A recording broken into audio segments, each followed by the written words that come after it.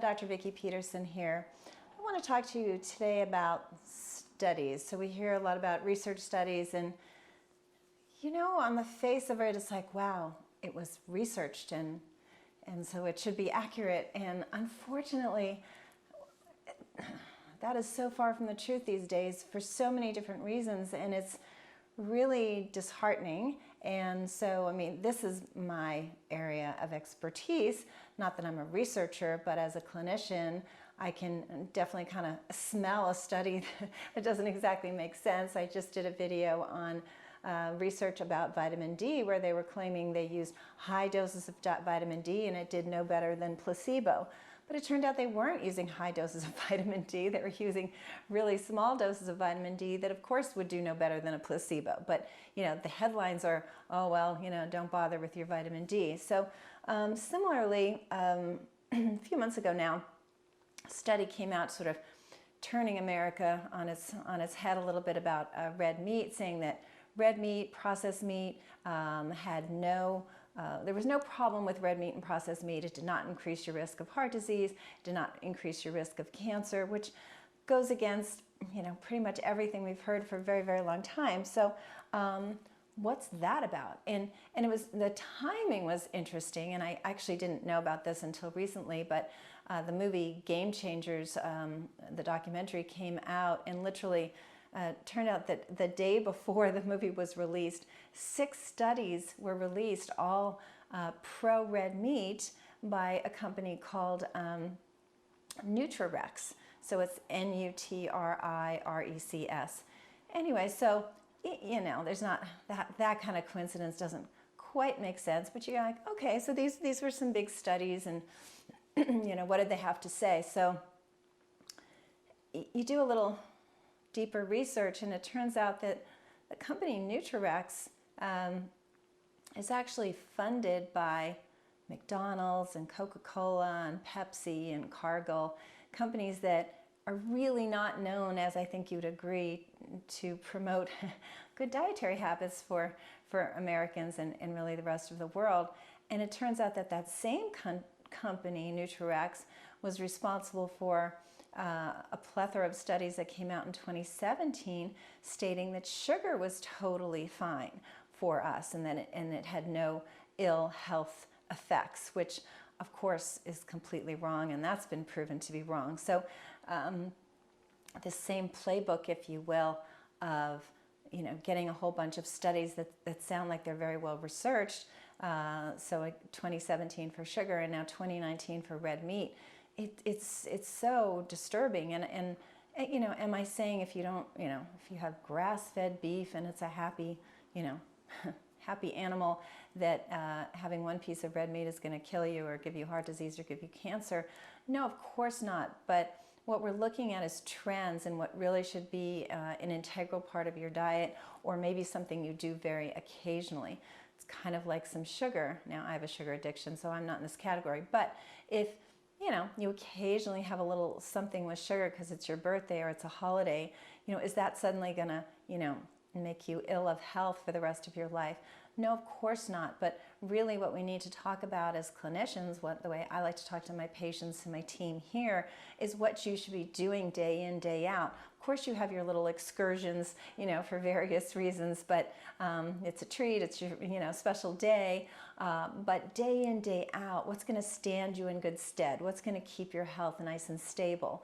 And so when these studies come out, all of a sudden everybody's back to bacon, burgers, and pastrami and salami, and that's really, really dangerous. So I'm just going to look down at my notes a little bit. So this study that was recently published, again, funded by, well, it was in the Annals of Internal Medicine, and it was funded by a group called the International Life Sciences Institute. So that sounds pretty good, you know, Life Sciences Institute. You're like, okay, that sounds good. Except, again, the funding for that institute comes from McDonald's and Pepsi and Coke and Cargill. Cargill, as a company, I don't know a tremendous amount about it, other than it's not exactly health food oriented, but I just did a video last week on them coming out with a new product with stevia, except it's GMO stevia. So they take this perfectly wonderful plant with 0 calories and a high sweet flavor profile, and then make it GMO just to mess up your gut and mess up your immune system. So they're not exactly somebody to listen to either. And this has been going on for a long time, where Coca-Cola has done this for a very long time, where they create an institute or a committee that sounds so great. Like the one for the sugar back in 2017 was the Technical Committee of Dietary Carbohydrates. And you go, okay, well that sounds great. Dietary carbohydrates, they sound like, they must know what they're talking about. But again, funded by Red Bull and Coca-Cola and Pepsi. So these are companies that really like to use sugar, you probably have noticed. And so, you create this group or this institute or this committee that sounds so good, but then you look deeper and you find out the truth. And of course, both these studies were,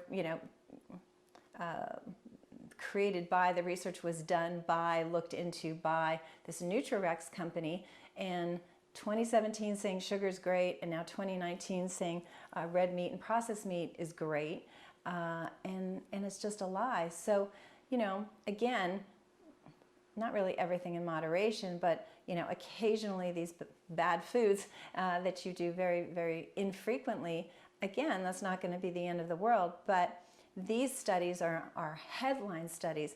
And by the way, the Annals of Internal Medicine, which has been around for a really long time, is being investigated because they produced this recent study saying that red meat was fine. So probably more to come about that. But yeah, I know there's not an easy answer here, and I feel badly about that, other than there are some truths and basic aspects about diet, and we know sugar's no good. We know fiber's very good. We know water's very good. We know exercise is very good.